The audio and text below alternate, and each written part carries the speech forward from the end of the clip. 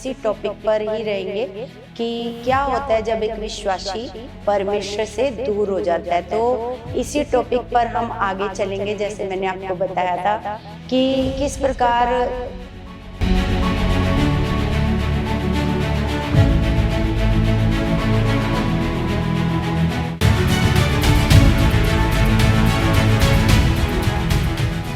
Praise the Lord everyone, God bless you all. परमेश्वर आप सबको बहुत सारी बरकतें और आशीषें दे यीशु मसीह के नाम से। खुदा में आप सबकी सलामती हो, परमेश्वर में आप सारे बढ़ते जाओ, आत्मिक उन्नति करो, पवित्र आत्मा की अगुवाई में चलो और पवित्र आत्मा से भरते जाओ। ये मैं प्रार्थना करती हूँ अपने परमेश्वर से।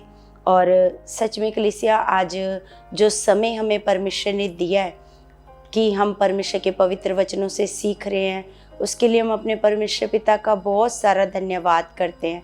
तो कलीसिया, हम बुधवार को जिस टॉपिक पर ऐसे सीख रहे थे, तो आज भी हम इसी टॉपिक पर ही रहेंगे कि क्या होता है जब एक विश्वासी परमेश्वर से दूर हो जाता है। तो इसी टॉपिक पर हम आगे चलेंगे, जैसे मैंने आपको बताया था कि किस प्रकार पहले मैंने आपको बताया एलीमलेक के जीवन से सिखाया, फिर अब हम दाऊद के जीवन से सीख रहे थे। तो दाऊद ने, हमने देखा कि उसने क्या किया। उसने फिलिस्तियों के राजा के पास वो चला गया, है ना। तो हम देखते हैं कि जब वो वहाँ पर, अगर हम 27 में पढ़ते हैं तो 27 के बाद अगर आप वहाँ पर वहाँ सिगलक नाम की एक बस्ती, वो राजा आकीश उसको दे देता है और वो सिगलक नाम की बस्ती में अपने लोगों के साथ रहता है। और भी उसके साथ लोग रहते हैं और जो उसके साथ जाते हैं दाऊद के साथ, है ना। और उसके बाद हम देखते हैं कि 28 अध्याय में, है ना, तो 28 अध्याय में जब शाऊल को ये पता चलता है कि फिलिस्ती क्या करने आ रहे हैं, इजराइलियों के साथ युद्ध करने के लिए आ रहे हैं, तो वो क्या करता है, वो उसको मतलब परमेश्वर तो उससे बात करता नहीं, किसी भविष्यद्वक्ता के द्वारा बात नहीं करता। अब शमूएल भी सो गया है प्रभु में, है ना। तो अब शमूएल से भी नहीं जाकर पूछ सकता। अब और किसी के द्वारा भी परमेश्वर शाऊल से बातें नहीं करता। वो किससे पूछे? तो वो क्या करता है, अगर आप 28 अध्याय में पढ़ो तो शाऊल एक भूत सिद्धि करने वाली औरत के पास जाकर के पूछता है ना। और उसको ये पूछता है कि परमेश्वर किस प्रकार परमेश्वर उसके जीवन में कैसे वो मतलब इनसे बच जाएगा, जो फिलिस्ती युद्ध करने के लिए आ रहे हैं ना। तो हम देखते हैं कि जो भूत सिद्धि करने वाली औरत होती है, तो वो उससे पूछती है कि मैं किसको बुलाऊं तेरे लिए, है ना। तो वो शाऊल कहता है मेरे लिए तू शमूएल को बुला। तो हम देखते हैं कि वो शमूएल को बुलाती है। यहाँ पर अगर हम पढ़ें तो वो औरत क्या करती है, शमूएल को बुलाती है। और शमूएल आकर उसको क्या कहता है, शमूएल कहता है कि तुम कल के युद्ध में तू और तेरे बच्चे क्या हो जाएंगे, ऐसे मर जाएंगे। तो उसके बाद अगर आप 29 अध्याय में पढ़ते हो, क्योंकि शाऊल ने भी क्या किया था, शाऊल ने भी परमेश्वर की बात को नहीं माना। लेकिन यहाँ पर दाऊद और शाऊल में क्या फर्क है, हम देखते हैं कि दाऊद गलती करके परमेश्वर के पास लौट कर आता है, लेकिन शाऊल अभी तक पश्चाताप नहीं करता। अभी तक लौट कर वो परमेश्वर के पास नहीं आता और अपनी गलती के लिए एक बार भी, अगर कभी आप पीछे पढ़ो तो एक बार भी वो परमेश्वर के पास लौट कर नहीं आता और अपनी गलती के लिए वो ऐसे माफ़ी नहीं मांगता। तो परमेश्वर क्या करता है, परमेश्वर उससे बात करना बंद कर देता है अपने जैसे भविष्यद्वक्ताओं के द्वारा या किसी के ऊपर जब परमेश्वर का आत्मा आता था तो बात करता था, तो वो बिल्कुल शाऊल से क्या कर देता है, परमेश्वर बात करना बंद कर देता है। क्योंकि शाऊल गलती करके, शाऊल ने परमेश्वर की आज्ञा को नहीं माना और वो गलती करके परमेश्वर के पास लौट कर नहीं आया। उसने अपनी गलती के लिए एक बार भी परमेश्वर से ऐसे माफ़ी नहीं मांगी और पश्चाताप नहीं किया। तो जब उसने पश्चाताप नहीं किया तो परमेश्वर ने भी उससे बात करना क्या कर दिया, ऐसे बंद कर दिया। तो वहीं हम देखते हैं कि दाऊद ने जब गलती की है ना, तो हम यहाँ पर देखते हैं कि अगर 29 अध्याय में आप पढ़ते हो तो पलिश्तियों द्वारा दाऊद पर संदेह, तो ये यहाँ पर जो उसके हाकिम होते हैं पलिश्तियों के, तो वो दाऊद पर क्या करते हैं, शक करते हैं। वो आकीश राजा को कहते हैं कि तूने इसके बारे में ये बात नहीं सुनी कि शाऊल ने तो हजारों को और दाऊद ने लाखों को मारा है ना। तो उसको कहते हैं कि इसको तू मना कर दे, ये हमारे साथ युद्ध में नहीं आएगा। तो जब वो वापस चला जाता है, दाऊद और उसके साथ जो लोग होते हैं वो वापस चले जाते हैं अपनी सिगलक नाम की बस्ती में।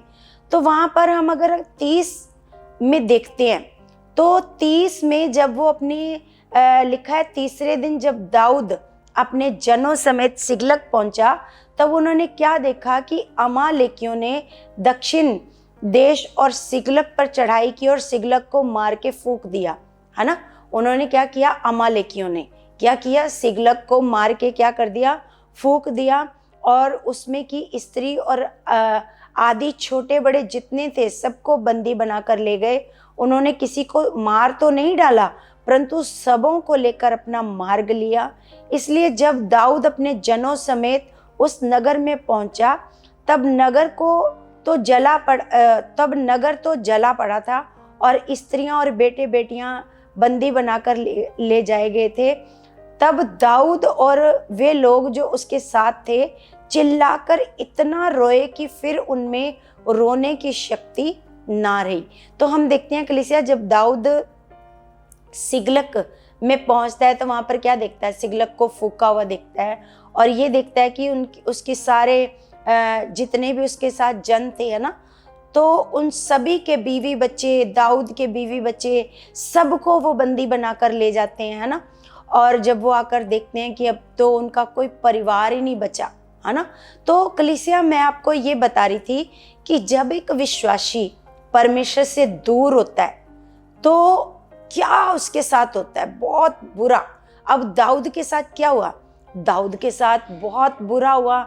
यहाँ तक कि जो उसके साथ लोग थे उनके साथ भी, उनकी भी बीवियां, उनके भी बच्चे बंदी बनाकर ले जाए गए। तो कलीसिया, यहाँ पर हम देखते हैं जब हम अपने परमेश्वर का सहारा नहीं लेते, हम एक मनुष्य का सहारा लेते हैं, तो परमेश्वर, अगर आप यिर्मयाह 17 पढ़ते हो तो वहाँ पर लिखा है कि वो श्रापित होता है मनुष्य जो किसी मनुष्य का सहारा लेता है। तो जब एक मनुष्य किसी मनुष्य पर भरोसा कर लेता है तो वो क्या होता है, श्रापित। अब दाऊद ने भी यहाँ पर परमेश्वर पर से भरोसा हटाकर आकीश राजा की शरण लेनी, ऐसे आकीश राजा की शरण ली। तो हम देखते हैं कि कितना बुरा दाऊद के साथ हुआ कि उसके बीवी बच्चों को बंदी बनाकर ले गए, पूरा परिवार बिखर गया, है ना। तो हम देखते हैं कि पुराने समय में जब औरतों को या बेटियों को बंदी बना लिया जाता था तो उनके साथ दुष्कर्म होता था, है ना, गलत काम होता था उनके साथ, है ना। तो ऐसे उनके साथ इतना गलत होना था दाऊद के साथ, उनकी बेटियां, बीवियां सब ऐसे लेकर के चले गए वो, है ना। लेकिन वो इतना रोए इस हालात को देखकर, इतना रोए कि फिर उनमें रोने की ताकत भी नहीं बची, क्योंकि हालात बहुत बुरा था। कलीसिया, ऐसे ही जैसे मैं आपको समझा रही हूँ कि एक विश्वासी जब अपने परमेश्वर से दूर होता है तो क्या होता है, उसके जीवन में ऐसा हालात आता है जिसके कारण आप बहुत ज़्यादा ऐसे दुखी होते हो। आपको ऐसे लगता है कि अब तो ऐसे पहाड़ टूट पड़ा है, जैसे दाऊद और उसके साथ जो जन थे, लिखा है वो इस हालात को देखकर कि उनके कोई भी नहीं बचा, कुछ भी नहीं बचा। उनके नगर को, सिगलक को ही फूंक दिया गया है, कुछ भी नहीं उनके पास बचा और बीवी बच्चों को भी वो ले गए, है ना। तो वो इतना रोते हैं कि उनमें फिर रोने की शक्ति ऐसे नहीं रही। तो हम आगे देखते हैं कलीसिया, दाऊद की दोनों स्त्रियां यिज्रेली अहीनोम और कर्मेली नाबाल की स्त्री अबीगैल बंदी बना ली गई थी और दाऊद बड़े संकट में पड़ा, क्योंकि लोग अपने बेटे बेटियों के कारण बहुत शोकित होकर उस पर पथराव करने की चर्चा कर रहे थे।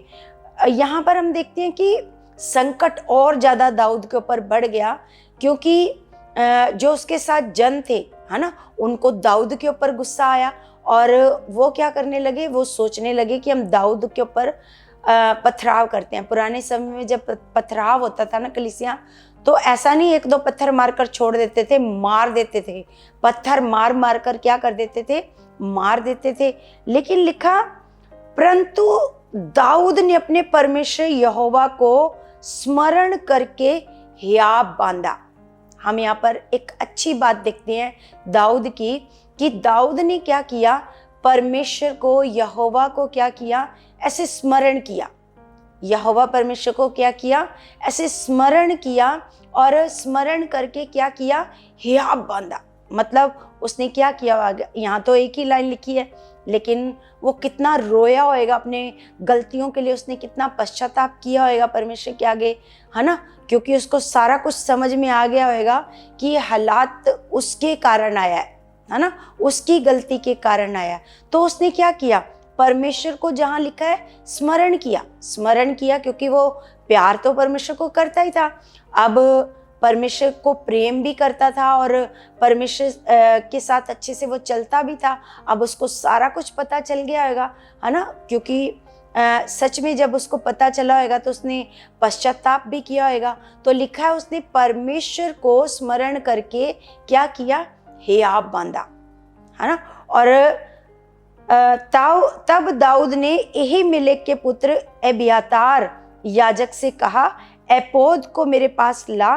तब एब्यातार एपोद को दाऊद के पास ले आया, और दाऊद ने यहोवा से पूछा, क्या मैं इस दल का पीछा करूं, क्या उसको जा पकड़ूंगा?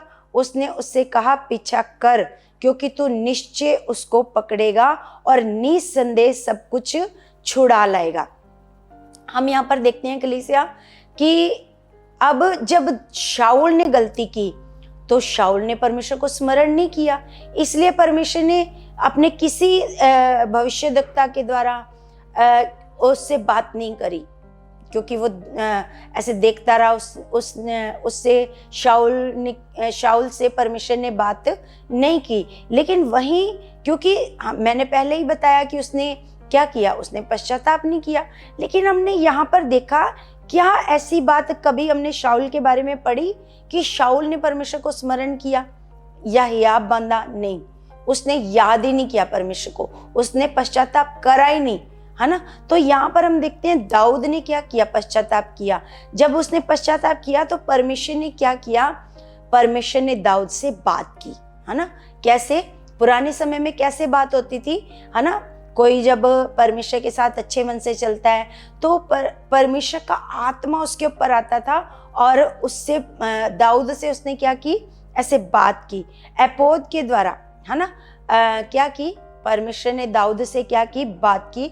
दाऊद ने ऐसे पूछा, क्या मैं उस दल का पीछा करूं जो हमारे बीवियों को, बच्चों को ले गए हैं, तो क्या मैं उनको जाकर पकड़ूंगा? तो परमेश्वर ने कहा, जा उनका पीछा कर, और तू निसंदेह उनको क्या करेगा, ऐसे छुड़ा लाएगा ना। तो यहाँ पर हम खुदा का प्रेम देखते हैं कलीसिया, जो सच्चे हृदय से अपने मन से पछता कर अपने परमेश्वर के पास आते हैं, तो परमेश्वर फिर से उनको गले लगाता है, फिर से प्रेम करता है। क्योंकि सच में कलीसिया, आप अपने परमेश्वर के प्रेम को मतलब समझ ही नहीं सकते कि वो कितना प्रेम करता है, कितना प्रेम करता है। आप चाहे कितनी भी गलतियां करते हो, लेकिन एक बार खुदा के पास लौट कर आ जाते हो तो खुदा क्या करता है, आपसे प्रेम करता है। आप फिर से, जैसे देखो दाऊद से क्या किया, परमेश्वर ने फिर से क्या किया, प्रेम किया, है ना। परमेश्वर से दूर होने के कारण, अनाज्ञाकार होने के कारण, है ना, इजराइलियों से वो युद्ध करने को भी चला गया। इतना बड़ा उसने इतनी बड़ी गलती की, लेकिन फिर भी जब वो लौट करके आया तो परमेश्वर ने क्या किया, परमेश्वर ने उसको माफ कर दिया, और परमेश्वर ने उससे बात की कि तू जा उनका पीछा कर, और निसंदेह उनको क्या करके लाएगा, उनको तो छुड़ा लाएगा।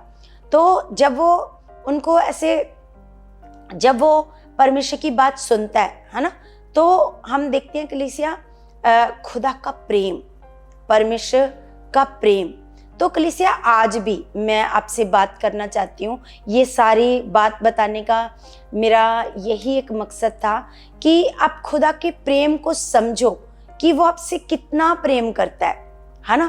कि आप कितनी भी गलतियां करो, आप ये मत सोचो कि अब मैं परमेश्वर के लायक नहीं हूँ, अब खुदा मुझसे कोई बात ही नहीं करेगा क्योंकि मैंने तो बहुत गलतियां की हैं, बहुत बुराइयां की हैं, मैंने कभी परमेश्वर की बात को नहीं माना। तो आपके मन में ऐसा होगा, है ना। लेकिन आप ये सोचो कि खुदा का अनुग्रह और उसका प्रेम इन सारी बातों से कहीं बढ़कर है, कहीं बढ़कर है उसका प्रेम। वो ये चाहता है कि बस आप एक बार लौट आओ परमेश्वर के पास। जब आप एक बार लौट आते हो परमेश्वर के पास, तो क्या होता है, जब आप खुदा को पुकारते हो, परमेश्वर के पास आकर एक बार माफ़ी मांगते हो, तो खुदा आपको गले से लगा लेता है, प्रेम करता है। वो आपकी सारी गलतियों को, गुनाहों को वो भूल जाता है ना। तो इसलिए कलीसिया मैं आपको ये बताना चाहती हूँ, जितने भी खुदा के बच्चे परमेश्वर से दूर हो चुके हैं या उनके मन में ये चलता रहता है कि नहीं अब परमेश्वर मुझे माफ़ नहीं करेगा, नहीं मैंने बहुत गलतियाँ की हैं, मैंने मतलब परमेश्वर की कोई बात नहीं मानी, तो आप बिल्कुल निश्चिंत होकर परमेश्वर के पास आओ। आप उसके अनुग्रह को जानो कि उसका अनुग्रह कितना बड़ा है, वो कितना प्रेम करता है अपने बच्चों के साथ, बहुत प्रेम करता है। उसका अनुग्रह बहुत बड़ा है, बहुत बड़ा है कलीसिया।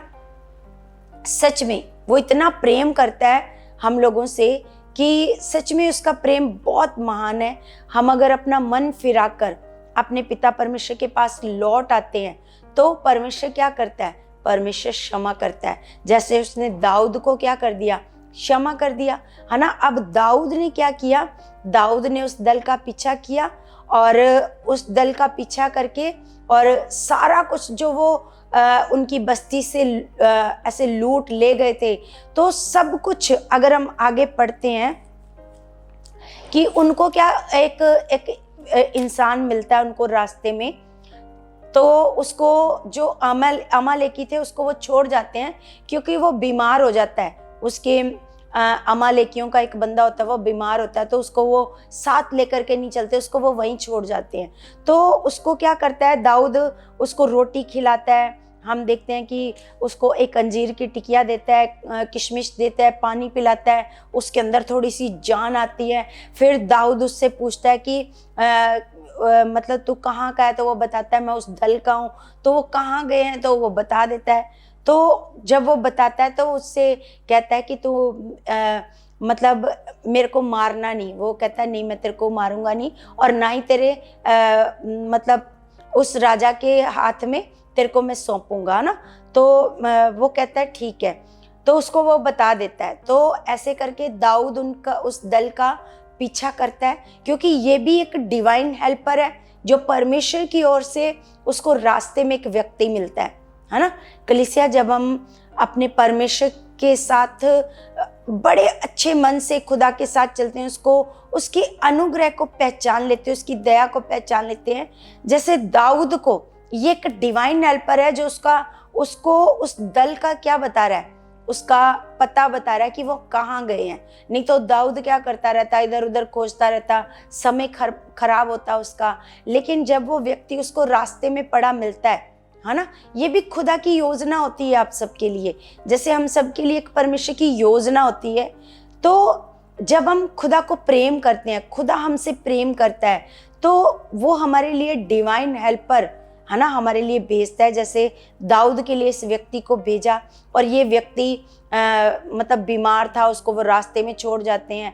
तो जब इसको ये दाऊद खिलाता पिलाता है तो उसको होश आती है, तो फिर वो बताता है ना, सारा कुछ बताता है कि वो किधर गए हैं। तो उधर ही दाऊद जाकर क्या करता है, पीछा करता है और सबको मार देता है और अपने बीवी बच्चों को सही सलामत वो छुड़ा कर ले आता है और जो कुछ वो लूट कर ले जाते हैं सब सारी लूट को वो वापस ले आता है। तो कलीसिया सच में हमारा परमेश्वर बड़ा महान पिता है, बड़ा ही दयालु परमेश्वर है। कलीसिया आप ये मत सोचना कि परमेश्वर तो बदला लेता है, परमेश्वर तो माफ नहीं करता, परमेश्वर ऐसा है वैसा है, कुछ नहीं। खुदा बहुत दयालु है। आप जितनी बार भी खुदा के पास लौट कर के आओगे ना, उसका अनुग्रह आपके लिए ऐसे खत्म नहीं होएगा। वो आपको बहुत प्रेम करता है। सच में कलीसिया, उसके प्रेम के लिए हम अपने परमेश्वर पिता का बहुत सारा धन्यवाद करते हैं। तो कलीसिया, मैं आप सबको ये कहना चाहती हूँ, आप जितने भी परमेश्वर के बच्चे हो, आप दूर हो चुके हो, है ना, आप उसके अनुग्रह को जानो, आप खुदा के प्रेम को जानो, है ना। बेशक से आपके जीवन में हालात आ गया, लेकिन खुदा उन हालातों में से निकालने की आपको सामर्थ्य रखता है। जैसे उसने दाऊद को उस हालात से निकाला, तो आपको भी वो क्या करेगा। आप चाहे कितने भी बड़े हालात में फंसे हो, आप चिंता मत करो। परमेश्वर से दूर होने के कारण होता है ऐसा कि हम हालातों में फंस जाते हैं, परिवार बिखर जाता है, घर में क्लेश हो जाता है, या किसी न किसी प्रकार से कोई भी विपत्ति में फंस जाते हैं, हालात में फंस जाते हैं। लेकिन जब हम लौट आते हैं अपने खुदा के पास, पश्चाताप करते हैं, तो खुदा हमारे लिए फिर से हमें गले लगाता है, हमारे लिए रास्तों को खोल देता है, उन हालातों को हमारे जीवन से दूर कर देता है कलीसिया। तो सच में कलीसिया, मैं आपको ये सारी बातें बता रही हूँ ताकि आप अपने मन को फिराओ और पश्चाताप करो और अपने परमेश्वर के पास लौट आओ। तो कलीसिया, सच में मेरा भरोसा है कि आज का वचन आपके जीवन में बड़ा फल ला चुका है, और आप जितने भी खुदा से दूर हो चुके हो बच्चे हो, आप सारे खुदा के पास आ जाओ। खुदा का अनुग्रह बहुत है, वो आपको क्षमा करेगा, आपको गले से लगाएगा, और सच में वो आपको फिर से माफ करेगा, आपको हालातों से निकालेगा, आपको कलेशों से निकालेगा। सच में कलीसिया, आपको आज के वचन के द्वारा बहुत आशीष और बरकत मिले यीशु के नाम से। तो कलीसिया, हम सब प्रार्थना में चलते हैं, सब अपना मन लगाएंगे। सर्वशक्तिमान पिता, मैं आपका धन्यवाद करती हूँ परमेश्वर जी। पिता, मैं तेरे बच्चों के लिए प्रार्थना करती हूँ खुदा, जितने भी तेरे बच्चे परमेश्वर जी आपसे दूर हो चुके हैं खुदावन पिता परमेश्वर जी, पिता सच में खुदा आप उनके परमेश्वर जी उनकी आत्मिक आंखों को खोलो, बुद्धि को खोलो, समझ को खोलो मेरे खुदावन, ताकि पिता वो आपके अनुग्रह को जान सके, आपके स्वभाव को जान सके, आपके प्रेम को जान सके मेरे पिता परमेश्वर जी। मेरे महान पिता, आप सच्चे परमेश्वर हो, आप सच में क्षमा करने वाले पिता हो मेरे स्वर्गीय पिता। सच में खुदावन, आप अपने बच्चों को क्षमा करके उनको हालातों से बाहर निकाल चुके हो पिता परमेश्वर जी। सच में खुदा, मेरा भरोसा है पिता, एक एक जन के ऊपर आप अपना अनुग्रह कर चुके हो पिता परमेश्वर जी। सच में खुदा, मेरा भरोसा है एक एक जन सारे हालातों से बाहर आ चुके हैं पिता, सारी विपत्तियों से ये बाहर आ चुके हैं पिता परमेश्वर जी। ये मेरा भरोसा है।